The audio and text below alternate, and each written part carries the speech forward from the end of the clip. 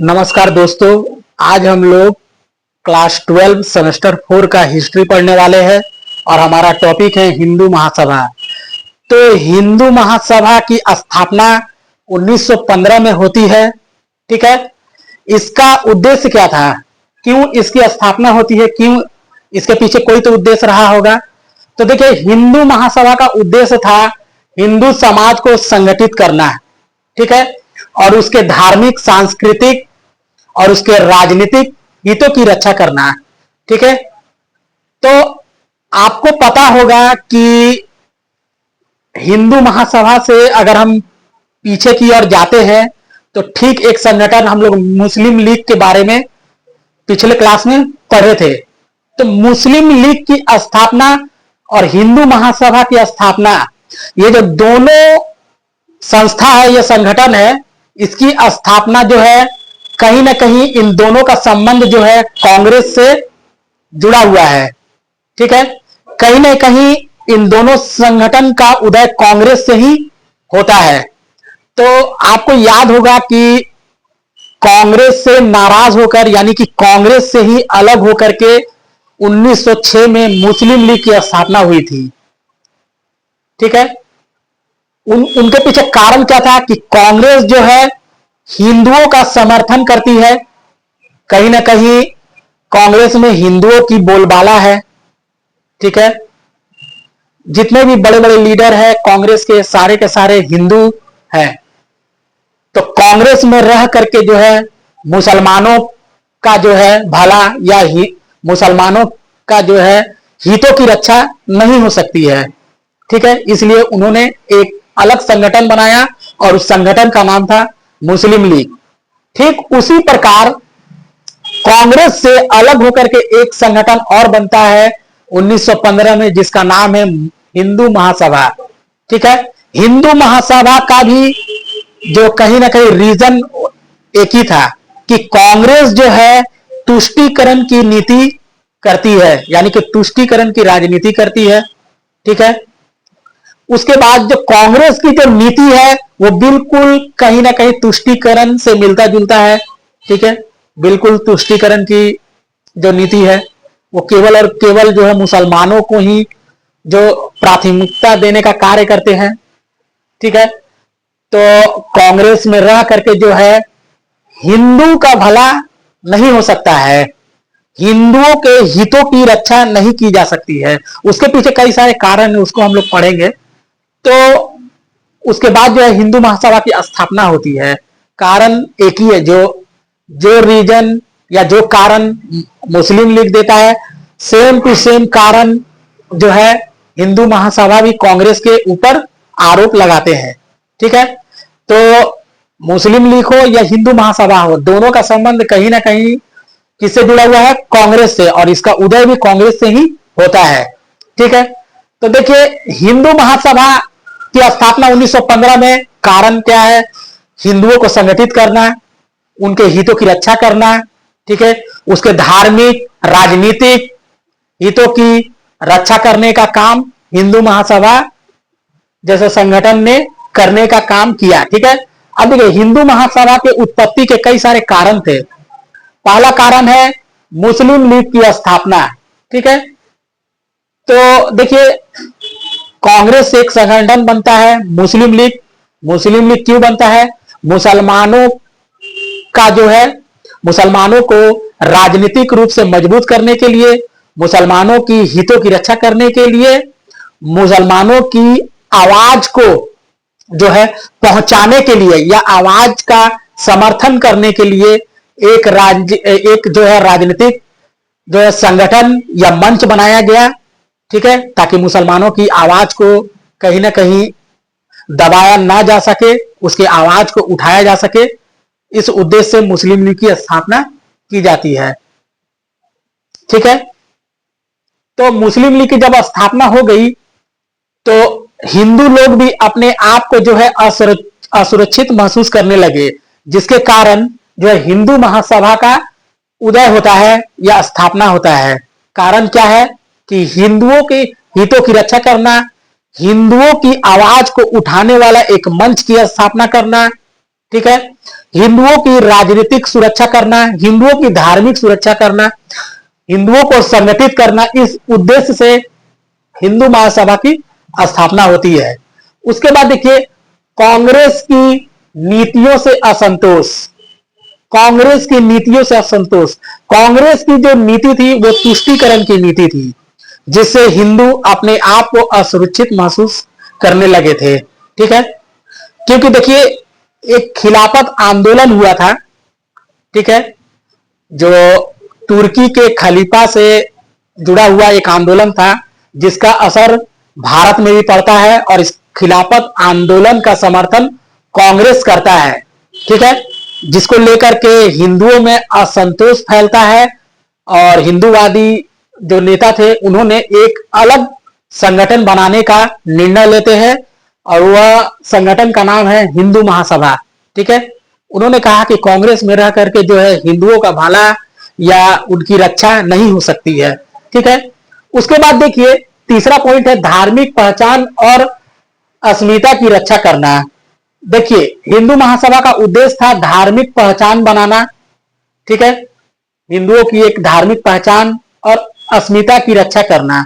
आपको पता है कि हिंदू में कई तरह की कुप्रथा प्रचलित थी, जैसे जाति पाति हो गया, छुआछूत हो गया, जिसके लेकर के हिंदू जो है खुद में बटे हुए थे।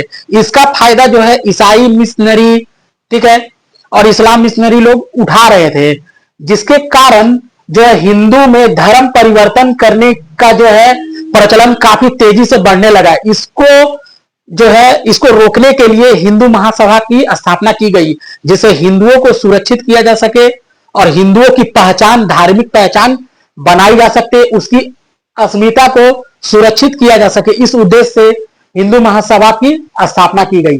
भारत में बढ़ती सांप्रदायिकता का प्रभाव। देखिए भारत में क्या हो गया कि भारत में जो है पहले तो हिंदू मुस्लिम में काफी एकता था, लेकिन बाद में जो हिंदू मुस्लिम में आपस में जो है नाराजगी, यानी कि आपस में ही क्या हो गया, टकराव चालू हो गया।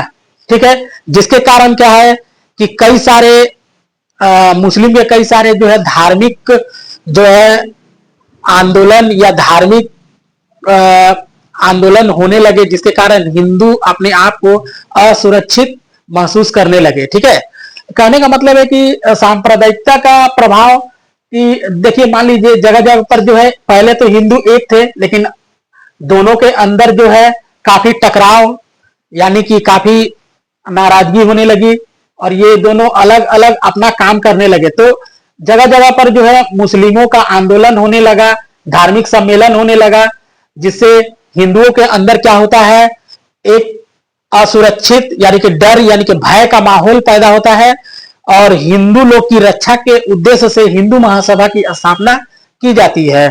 उसके बाद देखिए, उसके बाद हिंदू राष्ट्रवादी विचारधारा का विकास। हिंदू महासभा का एक ही उद्देश्य था कि हिंदुओं के अंदर जो है ज्यादा से ज्यादा राष्ट्रवादी भावना का जो है उदय करना है। ठीक है, उसको जो है राष्ट्रवादी चेतना से अवगत कराने का उद्देश्य ही हिंदू महासभा का एक उद्देश्य था। राष्ट्रवाद यानी कि अपने देश के प्रति मर मिटने को तैयार होना, अपने देश में देश से प्रेम करने की भावना को हम लोग क्या कहते हैं, राष्ट्रवादी।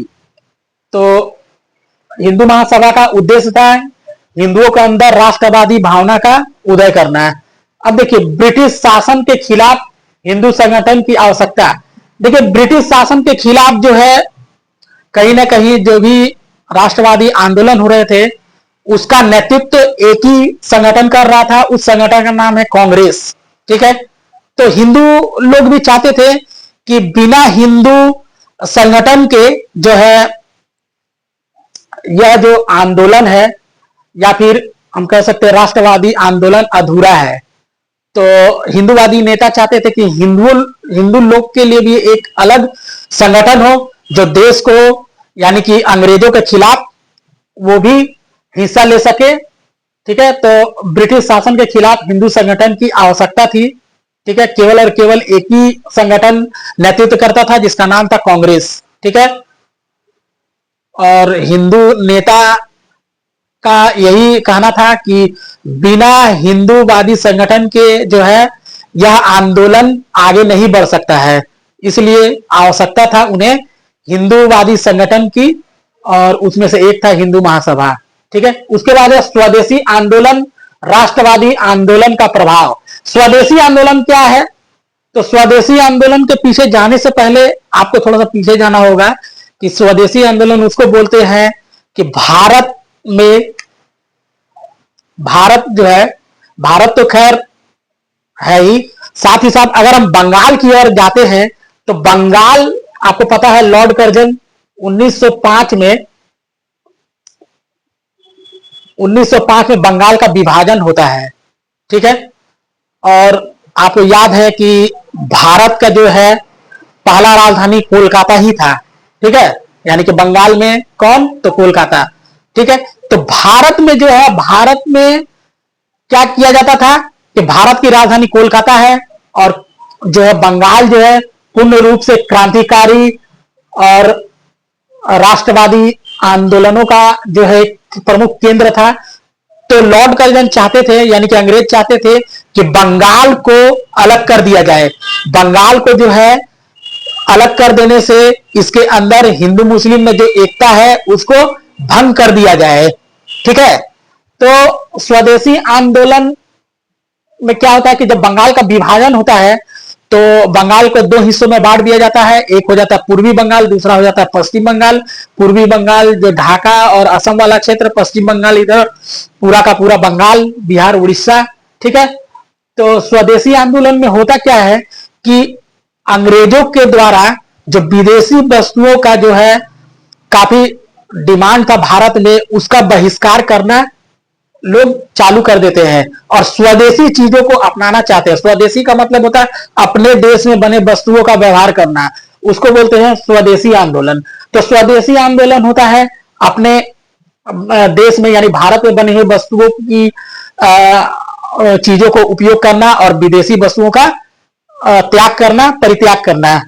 ठीक है, तो इसके कारण भी जो है स्वदेशी आंदोलन होता है।